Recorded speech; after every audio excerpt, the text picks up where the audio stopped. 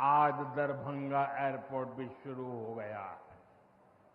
अब यहां से दिल्ली, मुंबई, बेंगलुरु जैसे शहरों की फ्लाइट मिलती है। बिहार के लोगों की लंबे समय से मांग थी कि पटना एयरपोर्ट के टर्मिनल को आधुनिक बनाया जाए। अब ये मांग भी पूरी हो गई है। कल शाम मुझे पटना एयरपोर्ट की नई टर्मिनल बिल्डिंग का लोकार्पण करने का सौभाग्य मिला है।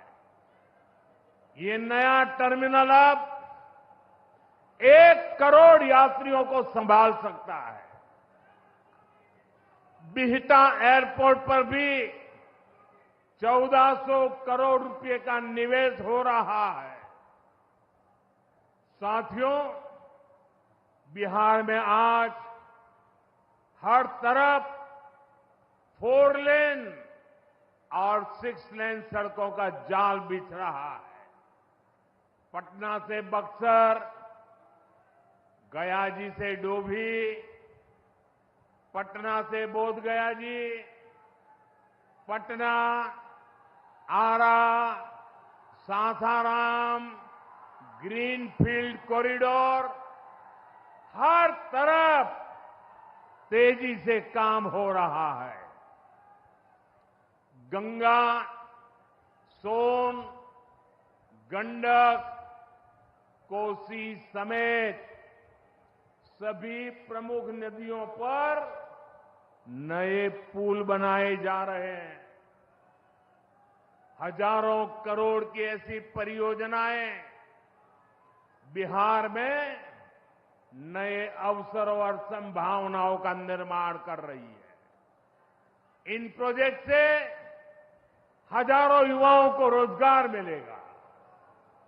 यहां टूरिज्म और व्यापार दोनों को फायदा होगा। साथियों, बिहार में रेलवे की हालत भी अब तेजी से बदल रही है। आज बिहार में वर्ल्ड क्लास वंदे भारत ट्रेनें चल रही हैं। रेलवे लाइनों को डबल और ट्रिपल किया जा रहा है। छपरा, मुजफ्फरपुर, कटिहार जैसे इलाकों में काम तेजी से चल रहा है। सोननगर और अंडाल के बीच मल्टी ट्रैकिंग का काम चल रहा है, जिससे ट्रेनों का आना जाना तेज होगा। सासाराम में भी अब 100 से ज्यादा ट्रेनें रुकती है। यानी हम पुरानी समस्याओं को भी दूर कर रहे हैं और रेलवे का आधुनिकीकरण भी कर रहे हैं। भाइयों बहनों, ये काम पहले भी हो सकते थे, लेकिन जिनके ऊपर बिहार को आधुनिक ट्रेनें देने की जिम्मेदारी थी, उन्होंने रेलवे में भर्ती के नाम पर आपकी जमीन लूटने का काम किया। गरीबों की जमीन लिखवा ली। सामाजिक न्याय की उनकी यही तरीके थे। गरीब को लूटना, उनके अधिकारों को लूटना, उनकी मजबूरी का फायदा उठाना और खुद राजाशाही की मौज करना। बिहार के आप लोगों को जंगल राज वालों के झूठ और धोखे, उससे आगे भी सावधान रहना बहुत जरूरी है। साथियों, बिजली के बिना विकास अधूरा है। जब बिजली होती है तो औद्योगिक विकास होता है। जब बिजली होती है तो जीवन आसान होता है। और 21वीं सदी तो टेक्नोलॉजी से दौड़ने वाली सदी है, इसलिए डगर डगर पर बिजली की जरूरत रहने वाली है। बीते वर्षों में बिहार में बिजली उत्पादन पर बहुत जोर दिया गया है। आज बिहार में बिजली की खपत 10 साल पहले से 4 गुना हो गई है। नबीनगर में एनटीपीसी का बड़ा पावर प्रोजेक्ट बन रहा है। इस पर 30,000 करोड़ रुपया खर्च किए जाएंगे। इससे बिहार को 1500 मेगावाट बिजली मिलेगी। बक्सर और पीर पैंती में भी नए थर्मल पावर प्लांट शुरू हो जाएंगे। भाइयों बहनों, अब हमारा ध्यान भविष्य की ओर है। हमें बिहार को ग्रीन एनर्जी की ओर लेकर जाना है और इसलिए कजरा में सोलर पार्क का निर्माण भी हो रहा है। पीएम कुसुम योजना के तहत सौर ऊर्जा से किसानों को कमाई के विकल्प दिए जा रहे हैं। रिन्यूएबल एग्रीकल्चर फीडर से खेतों को बिजली मिल रही है। हमारे इन प्रयासों का असर है कि यहां के लोगों का जीवन बेहतर हुआ है। महिलाएं खुद को सुरक्षित महसूस कर रही है। साथियों, जब राज्य में आधुनिक इंफ्रास्ट्रक्चर आता है तो सबसे ज्यादा लाभ गांव, गरीब किसान और छोटे उद्योगों को होता है, क्योंकि वो देश विदेश के बड़े बाजारों से जुड़ पाते हैं। प्रदेश में नया निवेश आता है तो नए अवसर बनते हैं। आप देखिए, पिछले साल हुई बिहार बिजनेस समिट में बड़ी संख्या में कंपनियां यहां निवेश के लिए आगे आई। जब राज्य में उद्योग आता है तो लोगों को मजदूरी के लिए पलायन नहीं करना पड़ता। किसानों को भी नए विकल्प मिलते हैं। यातायात की सुविधाएं सुधरने से उनकी उपज भी दूर दूर तक जा पाती है। भाइयों बहनों, हमारी सरकार बिहार के किसानों की आय बढ़ाने के लिए लगातार काम कर रही है। यहां 75 लाख से ज्यादा किसानों को पीएम किसान सम्मान निधि के तहत आर्थिक सहायता मिल रही है। हमारी सरकार ने मखाना बोर्ड की घोषणा की है। हमने बिहार के मखाना को जीआई टैग दिया। इससे मखाना किसानों को बहुत लाभ हुआ है। इस साल के बजट में हमने बिहार में फूड प्रोसेसिंग के लिए नेशनल इंस्टीट्यूट का भी ऐलान किया है। अभी 2-3 महीने पहले ही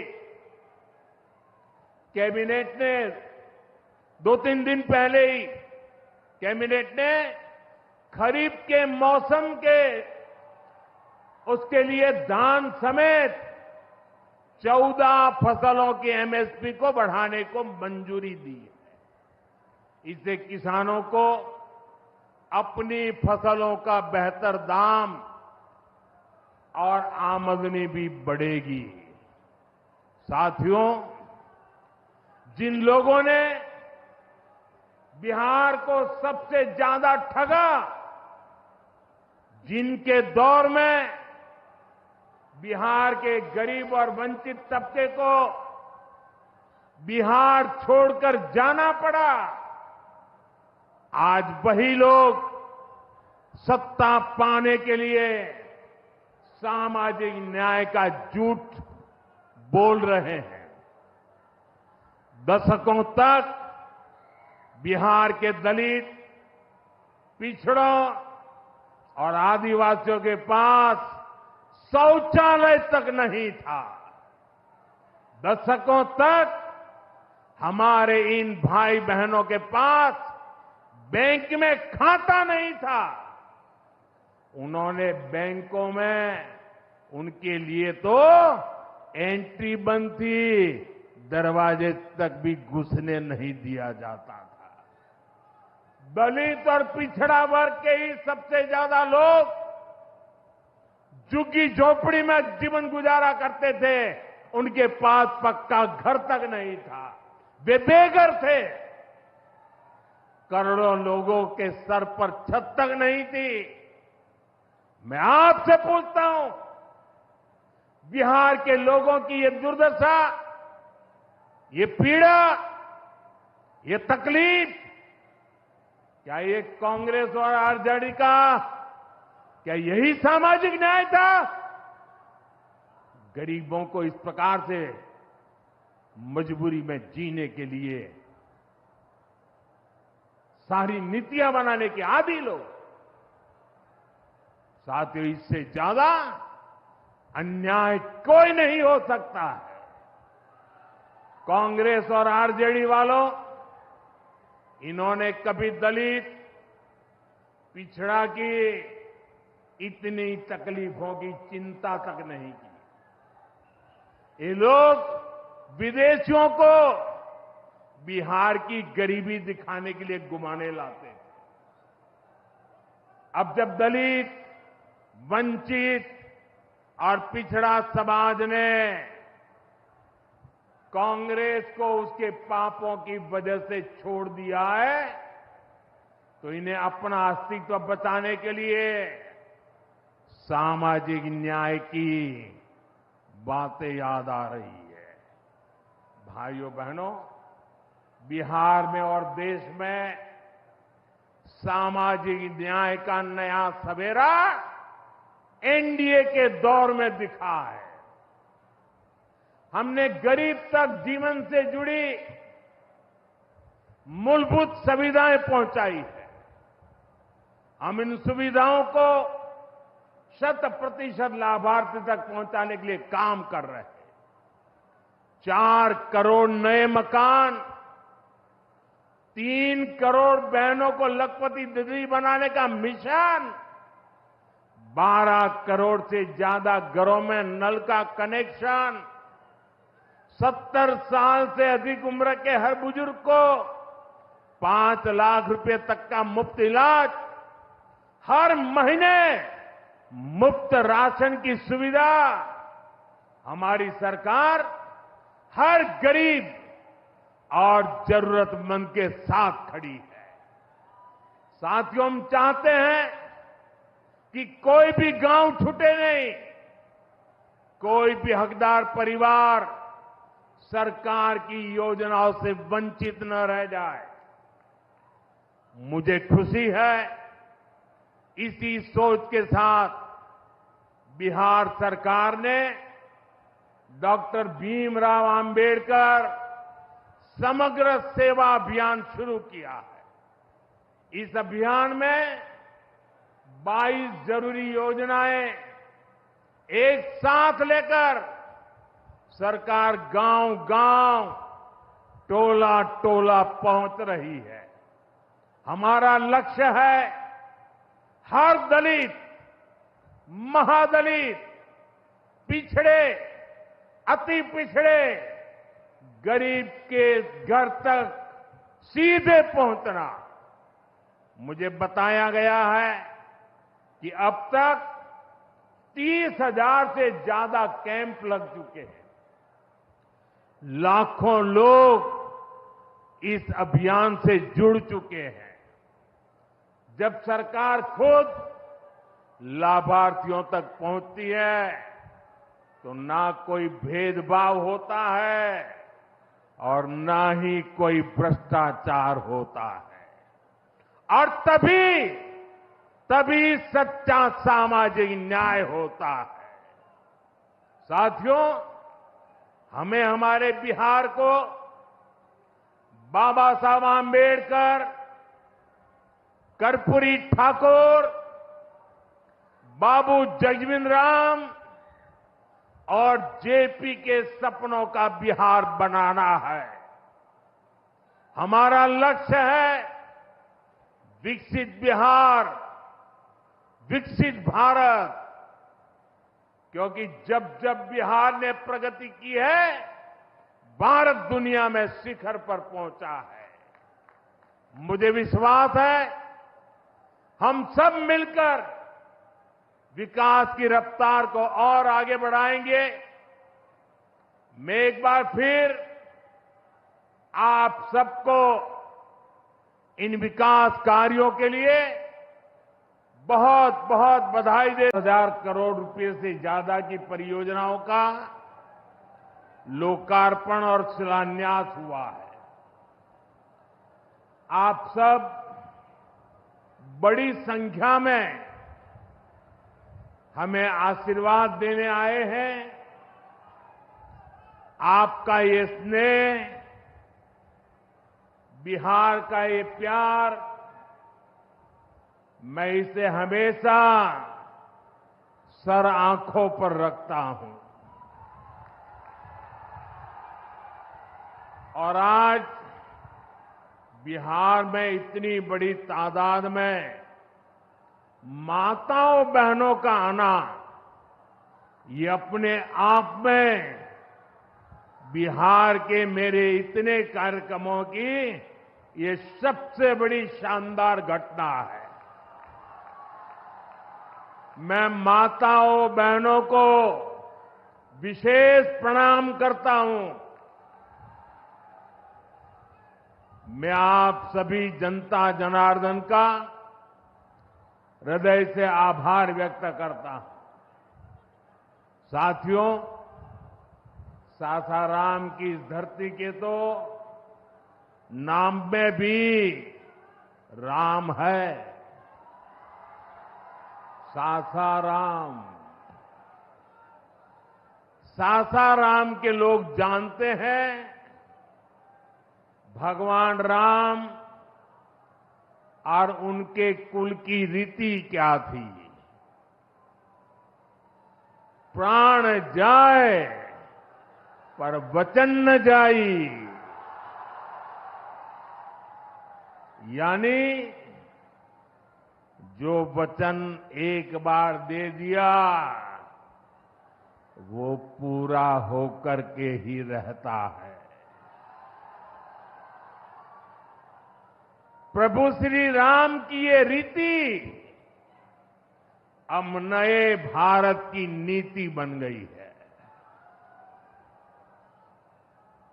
अभी पहलगाम में जम्मू कश्मीर में आतंकी हमला हुआ था। हमारे कितने निर्दोष नागरिक मारे गए। इस जघन्य आतंकी हमले के बाद, एक दिन के बाद मैं बिहार आया था और मैंने बिहार की धरती से देश को वादा किया था, वचन दिया था, बिहार की धरती पर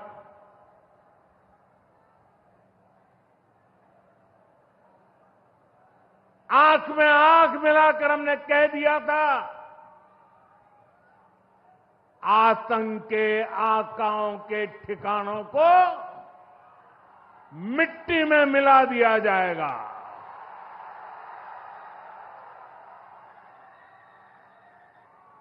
बिहार की धरती पर मैंने कहा था, उन्हें कल्पना से भी बड़ी सजा होगी। आज जब मैं बिहार आया हूं तो अपने वचन पूरा करने के बाद आया हूं। जिन लोगों ने पाकिस्तान में बैठकर हमारी बहनों का सिंदूर उजाड़ा था, हमारी सेना ने उनके ठिकानों को खंडहर में बदल दिया है। भारत की बेटियों के सिंदूर की शक्ति क्या होती है, ये पाकिस्तान ने भी देखा और दुनिया ने भी देखा। जिस पाकिस्तानी सेना की छत्रछाया में आतंकी खुद को सुरक्षित मानते थे, हमारी सेनाओं ने एक ही झटके में उनको भी घुटनों पर ला दिया। पाकिस्तान के एयरबेस, उनके सैन्य ठिकाने हमने कुछ ही मिनट में तबाह कर दिए। ये नया भारत है, ये नए भारत की ताकत है। बिहार के मेरे प्यारे भाइयों बहनों, ये हमारा बिहार वीर कंवर सिंह जी की धरती है।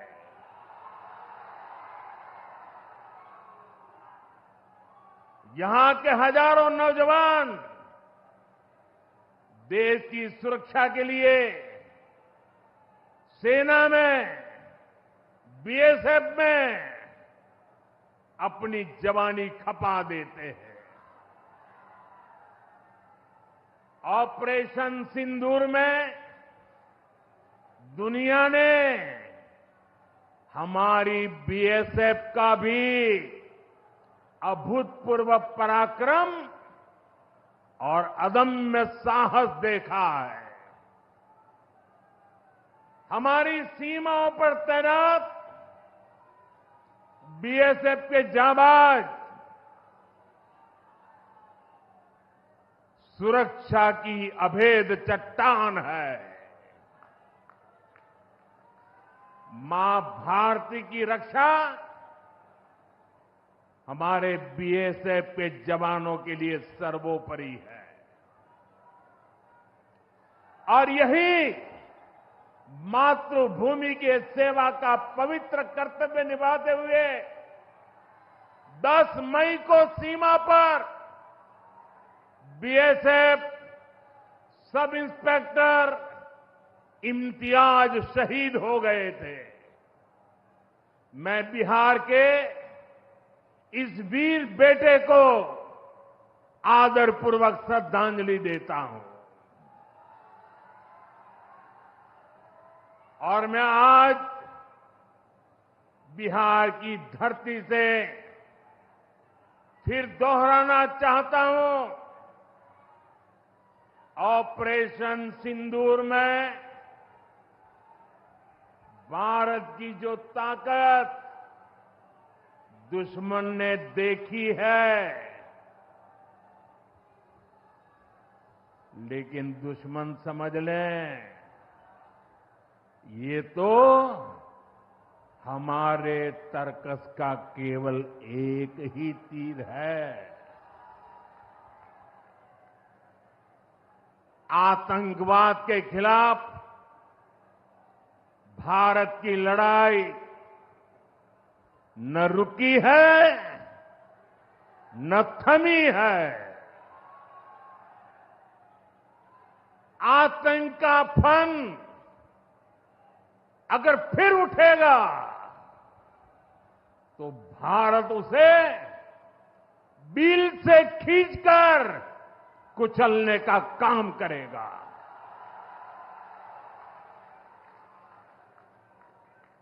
साथियों, हमारी लड़ाई देश के हर दुश्मन से है, फिर वो चाहे सीमा पार हो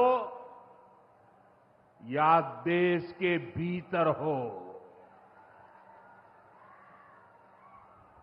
बीते वर्षों में हमने हिंसा और अशांति फैलाने वालों का कैसे खात्मा किया है, बिहार के लोग इसके साक्षी हैं।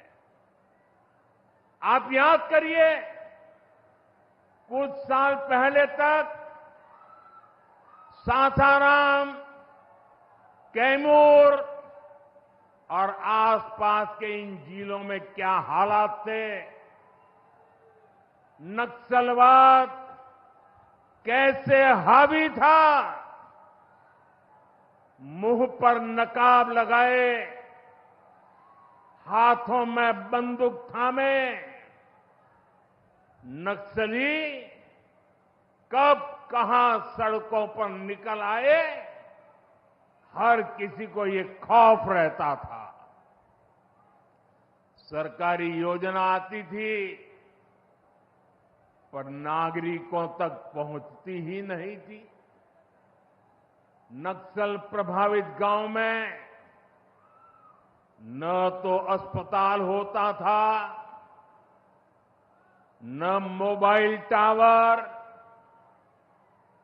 कभी स्कूल जलाए जाते थे, कभी सड़क बनाने वालों को मार दिया जाता था। इन लोगों का बाबा साहब आंबेडकर के संविधान पर कोई विश्वास नहीं था। नीतीश जी ने उन परिस्थितियों में भी यहां विकास की पूरी कोशिश की। 2014 के बाद से हमने इस दिशा में और तेजी से काम किया। हमने माओवादियों को उनके किया की सजा देनी शुरू की। हम युवाओं को विकास की मुख्य धारा में भी लेकर आए। 11 सालों की दृढ़ प्रतिज्ञा का फल आज देश को मिलना शुरू हुआ है। 2014 से पहले देश में 125 से ज्यादा जिले नक्सल प्रभावित थे। अब सिर्फ 125 से ज्यादा, अब सिर्फ 18 जिले नक्सल प्रभावित बचे हैं। अब सरकार सड़क भी दे रही है, रोजगार भी दे रही है। वो दिन दूर नहीं जब माओवादी हिंसा का पूरी तरह से खात्मा हो जाएगा। शांति, सुरक्षा, शिक्षा और विकास गांव-गांव तक बिना रुकावट के पहुंचेंगे। साथियों, जब सुरक्षा और शांति आती है तभी विकास के नए रास्ते खुलते हैं। यहां नीतीश जी के नेतृत्व में जब जंगल राज वाली सरकार की विदाई हुई तो बिहार भी प्रगति के मार्ग पर आगे बढ़ने लगा। टूटे हाईवे, खराब रेलवे, गिनी चुनी फ्लाइट कनेक्टिविटी, वो दौर अब इतिहास बन चुका है, पीछे छूट रहा है। साथियों, कभी बिहार में एक ही एयरपोर्ट था, पटना। आज दरभंगा एयरपोर्ट भी शुरू हो गया है। अब यहां से दिल्ली, मुंबई, बेंगलुरु जैसे शहरों की फ्लाइट मिलती है। बिहार के लोगों की लंबे समय से मांग थी कि पटना एयरपोर्ट के टर्मिनल को आधुनिक बनाया जाए। अब ये मांग भी पूरी हो गई है। कल शाम मुझे पटना एयरपोर्ट की नई टर्मिनल बिल्डिंग का लोकार्पण करने का सौभाग्य मिला है। ये नया टर्मिनल अब 1 करोड़ यात्रियों को संभाल सकता है। बिहटा एयरपोर्ट पर भी 1400 करोड़ रुपए का निवेश हो रहा है। साथियों, बिहार में आज हर तरफ 4 लेन और 6 लेन सड़कों का जाल बिछ रहा है। पटना से बक्सर, गया जी से डोभी, पटना से बोधगया जी, पटना, आरा, सासाराम, ग्रीनफील्ड कॉरिडोर, हर तरफ तेजी से काम हो रहा है। गंगा, सोन, गंडक, कोसी समेत सभी प्रमुख नदियों पर नए पुल बनाए जा रहे हैं। हजारों करोड़ की ऐसी परियोजनाएं बिहार में नए अवसरों और संभावनाओं का निर्माण कर रही है। इन प्रोजेक्ट से हजारों युवाओं को रोजगार मिलेगा। यहां टूरिज्म और व्यापार दोनों को फायदा होगा। साथियों, बिहार में रेलवे की हालत भी अब तेजी से बदल रही है। आज बिहार में वर्ल्ड क्लास वंदे भारत ट्रेनें चल रही हैं। रेलवे लाइनों को डबल और ट्रिपल किया जा रहा है। छपरा, मुजफ्फरपुर, कटिहार जैसे इलाकों में काम तेजी से चल रहा है। सोननगर और अंडाल के बीच मल्टी ट्रैकिंग का काम चल रहा है, जिससे ट्रेनों का आना जाना तेज होगा।